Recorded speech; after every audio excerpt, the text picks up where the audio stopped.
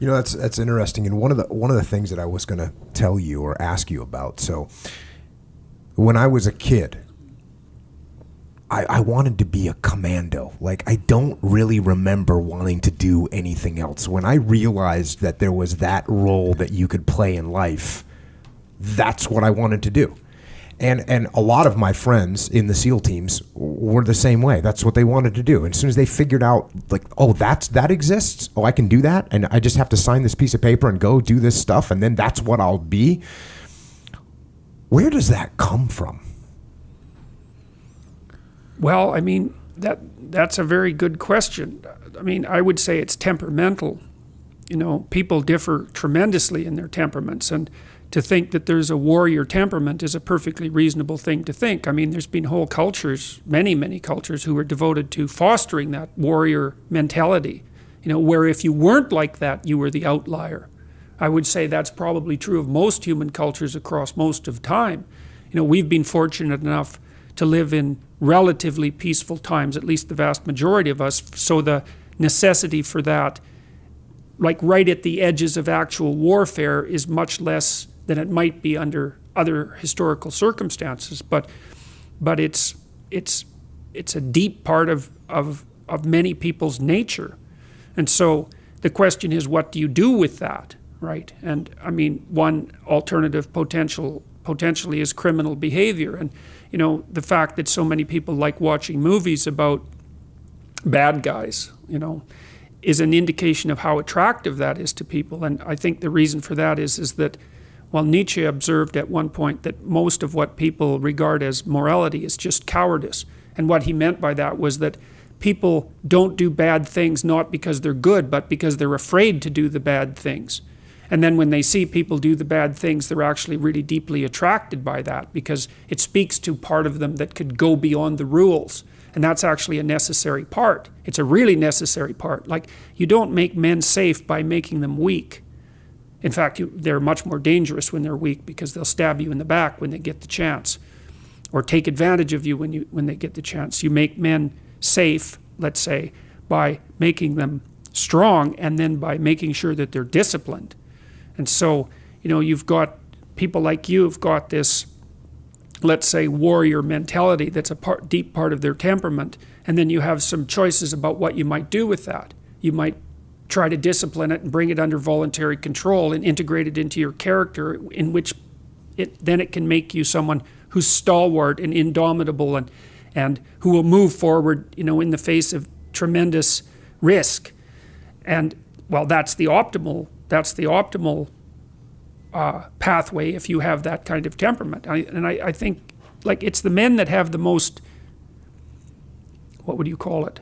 It's not aggressive exactly, but we'll leave it at that. Aggressive and fearless temperaments that can be the best men. But it's like having a very powerful dog. You better discipline it, because otherwise it's going to be a monster. Yeah. Well,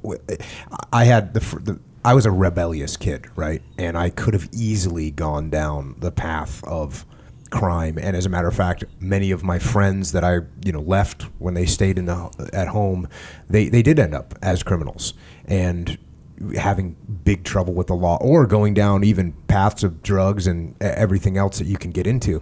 But when we were kids or younger, everyone kind of had the same thing. But like you said, I'm so lucky, because I just signed that piece of paper, and I saw that I could do something, and I could take all that aggression and all that energy, and I could do something that was good and positive. And we joke about that in the SEAL teams, that many guys, you actually, to be a good SEAL, you sort of have this criminal mindset that you've somehow harnessed and you keep under control most of the time. Yeah. And occasionally it does get out of hand, and we got guys that get in trouble, and that happens. And if we only took guys that would never get in trouble, we wouldn't have anyone in the ranks, really. Yeah. Because Well, you also see too in the classic hero stories. I mean, you see this with Harry Potter, for example, which I'm making reference to because it was such a phenomena. I mean, when something makes welfare mother richer than the Queen of England, you shouldn't take note, right? And when kids are reading 500-page books and standing in line waiting for the next one, and when you produce a whole movie empire around something, you should take note of that. Well, Harry Potter's little team aren't the delinquents, right, who have no discipline, but they're also not the good kids. They're the kids who will break rules when necessary, and that's the issue. Break rules when necessary. Now, the question is, when is that necessary? Well, that's sort of the ultimate ethical choice. But, why did that work for you, do you think? Why was it? Well, two questions. One would be, why did you decide to step into a disciplined structure? I mean, that's obviously very difficult. And why do you think you did that and some of the other kids that you knew that were like you didn't?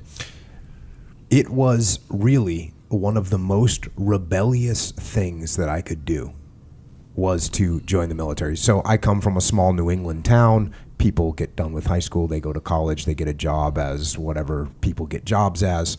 They follow that very normal path. And I didn't even know anyone that joined the military. And so that was the most rebellious thing I could do. Oh, college? No. Education? No. I'm going to go be a commando. That's what I'm going to do. And it was the most rebellious thing I could do. I think that's one of the reasons why I did it. It was also a complete breakaway from, family. Oh, okay, I will have no reliance on you. I'm going. You don't have to worry about me anymore. I'm done. I will not rely on anyone else. I will be self-reliant, which I wanted to do. And so I think those are the main things that got me there. And then what's great about it for me was when I got there, you have a completely blank slate and you have very clear directions of what you need to do to ascend the dominance hierarchy. You do this, you follow these rules, you literally fold your underwear in this way when you're going through boot camp and you get a better grade on your military performance. So they give you very clear rules that you're supposed to follow and very clear tasks that you had to do. And it was great for me because it was a blank slate, because when I was in high school, I was a screw up. Not bad, but not good. And so I hadn't really set myself up properly. And now all of a sudden, all I had to do, that was all gone. It didn't matter. The past did not matter at all. I had a completely blank slate. If you do this stuff properly, you'll do well and you'll ascend that. Yeah, well, that's a very interesting thing, because then it's not merely a matter of following a set of arbitrary rules. It's following a set of rules that have a clear path to success, right? That's a very different thing, and that's also something that's honest, because the rules of the game are well established, and then if you play it properly, you get to win. And that's a big deal as well. And you mentioned the SEAL types, and I've met a number of people like that. They're capable of breaking rules, let's say, or maybe even inclined to break them. But I also think that this is part of the reason that I'm an admirer of Carl Jung, because Jung makes it very clear that, see, he was very interested in the barriers to enlightenment. Because if there's such a thing as being enlightened, let's say, then why isn't everyone enlightened? If it's just a matter of taking the glorious route and following your bliss, let's say, it's like, well, that sounds pretty easy. Why isn't everyone enlightened? But Jung's thinking isn't like that at all. He believed that in order to transform your personality, that first of all, you had to be disciplined, that's for sure. But you also had to integrate that part of you that was terrible and capable of breaking rules and make it part of you. And so then, and I really like that idea. Well, here's an example. So about 20 years ago, I would say, there was a newspaper headline in one of Canada's major newspapers, and it was the Minister of Foreign Affairs at that time, Lloyd Axworthy, and he was talking about what had happened with Milosevic in the former Soviet Union in Yugoslavia, and the atrocities that were being committed. And he said that he was caught unawares by that because he didn't have the imagination for that kind of evil. And I thought, well, you think that what you're doing is signaling your virtue by making a statement like that. But from my perspective, all you're doing is stating your cowardice and your historical ignorance, because if you're going to be Minister of Foreign Affairs, you bloody well better have imagination for that kind of evil. Because if you don't, then anyone who does wins. They beat you. And so again, in the Harry Potter stories, you see, he's touched by evil, right? He actually has a soul fragment that's embedded within him that's as black as anything can possibly be. That's why he could talk to snakes. But without that, he wouldn't be able to have any victory. And that's exactly right psychologically. Unless you can think the way that an evil person thinks, then you're defenseless against them, because they'll go places you can't imagine, and then they win. And so the best men I've met, it was interesting even when I was in junior high and high school, because most of my friends dropped out, by the time they were grade 10, thereabouts. And a lot of them were guys who developed physically. They're pretty powerful, and they're just damn sick of putting up their hand to go to the bathroom. It was like, they're not doing that anymore. One of my friends got kicked out when he sort of challenged the gym teacher, physically. And the gym teacher, he could do an iron cross. He was a tough guy, and so it was no trivial matter for my friend to stand up to him, but he got expelled anyways.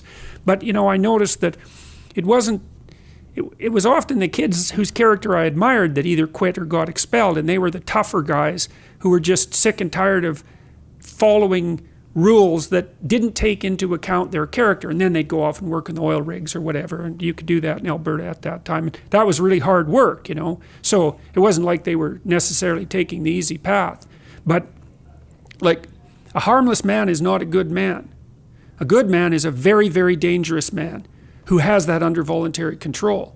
And you also see that, like one of the central female stories, let's say, if the hero archetype is the central male story, there are variants of hero archetypes that are relevant to women, and one of them is Beauty and the Beast. And Beauty isn't interested in the guy who isn't the beast. She's interested in the guy who's the beast, and that's exactly right, but she's interested in the guy who's the beast that can be civilized and disciplined, right, and who can use that in the service, well, let's say, of a family. And that's exactly how it should be. So I gave a speech. One of my very good friends got married a few years ago, and I gave a speech. And at this speech, he was a friend of mine, Seal. And at this speech, I was talking about what it was to be a man and when I felt like I was a man. And I said there was three things that I felt let me transition from being, mentally insecure about who I was as a person to being, okay, I'm actually good with who I am. Number one was learning how to fight. Mm-hmm. And, I got into Brazilian Jiu-Jitsu and mixed martial arts, and I learned how to fight. And now, all of a sudden, when I looked at other people, I wasn't posturing. I wasn't trying to pretend that I was tough. I knew that most people that I would encounter, I could defeat in a physical altercation. That was number one. Number two was going into combat. Because even though you might be tough in a street fight or in a fist fight with someone, when you're facing death, well, that's a whole nother level. And for me, going into combat, well, what was I going to act like? Was I going to be scared? Was I going to be a coward? Was I going to be scared of death? And when I went into combat, I wasn't. I was fine. I was okay with the fact that I could die, and I was okay with that. And I made good decisions and did what I was supposed to do. And the last one was I got married and had kids. Because all of a sudden, all these things, these being aggressive and working to fight and be able to destroy in an efficient way, well, then I took that and combined it with, okay, now I'm going to take care of my wife and our children, and that's what I'm going to do. And my point in giving this speech was he was a guy that had learned how to fight. He was a guy that had been in combat, and now there was one more step to take, which was, okay, now you're going to get married and you're going to take care of these people. So it's interesting that once again, that dichotomy that you talk about, it fits perfectly into the way I figured things out as a guy that went to high school and joined the military. It's kind of crazy, but it reinforces what you always say, which is that there's deeper meaning. There's a reason why I'm thinking that, and the reason is because of the things that you talk about and the way these things are overlaid throughout history for human beings to have gotten to this point. Yeah, well, you acted it out, which is what you're supposed to do, and it's better to act it out and to understand it. That's best. It's better to understand it and not act it out than to not understand it at all. But the best is to act it out and understand it. because then you can, then the way that you represent the world and yourself is in accordance with the way that you act, and that's optimized. Yeah, and it's something that I was kind of acting out again. No real guide. Like my guidelines were like I was raised in the SEAL teams. That was sort of my guidelines. And here's a good example. When I first got in the SEAL teams, there's no war going on. So what did a good SEAL do? You know what you did? You went out and drank and got in bar fights. Mm-hmm. That's what a good SEAL did. So you know what I did? Went out and drank, got in bar fights. That's what I'm supposed to do. It took me a while to figure out, no, there's actually something more than that. Like we're actually supposed to be preparing for war. And so now, like you said, I definitely acted things out and sort of was on a decent path. But as I got older and more mature, and to this day, as I can look around and actually overlay the understanding on the way I've carried out my life, it's very helpful to me. And it also helps me explain it to other people that see the path that I'm on, go, they like that path. They would like to join me on that path. And I get guys that, when I was in, I look like a serial killer for all practical purposes. That's the way I come across, right? Not creepy enough. There's guys that would, guys that would work for me or guys that would be around me, and they'd see me and they'd kind of latch on to the fact that I was tough and aggressive. And some of those guys, they wouldn't catch the other part, which was that I was politically savvy and I was working and I was maneuvering and I was, figuring things out and talking to my boss in such a way that we could get where we needed to be. And I was doing that whole other side. And so I'd get these guys that would end up not doing as well as they should do because they were just, hey, Jocko's just ultra aggressive and he gets after it. And so that's what I'm going to do. And I'll be in the same place.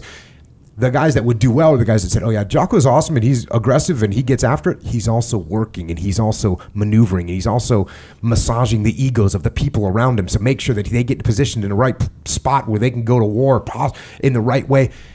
And so as I've gotten older, I've been able to tell people that more clearly. Like, hey, it's not just about that side of the ultra aggressive.